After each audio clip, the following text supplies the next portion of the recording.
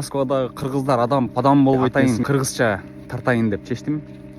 Анткени азыр орусча тартсам, сен атайын түшүнсүн деп орусча тартып атасың, кыргыздарды интернетке жамандап чыгасың дейсиңер да. Мен ушундай курч сүйлөгөнгө имею право. Анткени мен да кыргызмын. Кыргыз үчүн мен да күйөм. Мен дагы силердей болгон эле патриотмун. Өткөндө жана Амина тууралуу сүйлөп чыктым эле. Ошо Аминаны бекер келчү оокаттан акча иштеп атасыңар деп.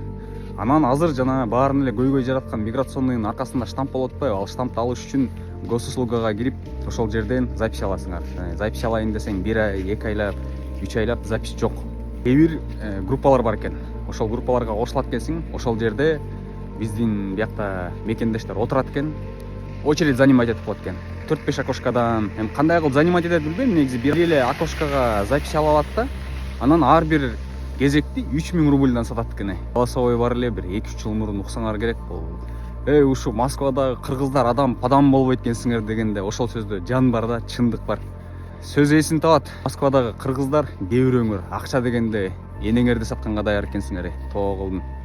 Адал эмгек, маңдай тер менен тапкан акчадан не жетет? Мен деле жакшы көрөм акчаны. Я тоже люблю деньги. Я тоже хочу с воздуха деньги зарабатывать. Но не таким же путем.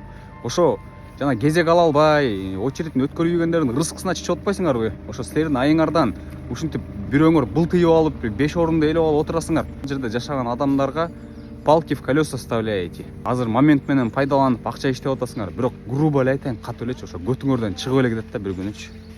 Ошентип кезек занимать этип бирөөнүн карапайым мигранттардын рызкысына чычпагыла. Алар деле жыргаган жашоосунан келген жок.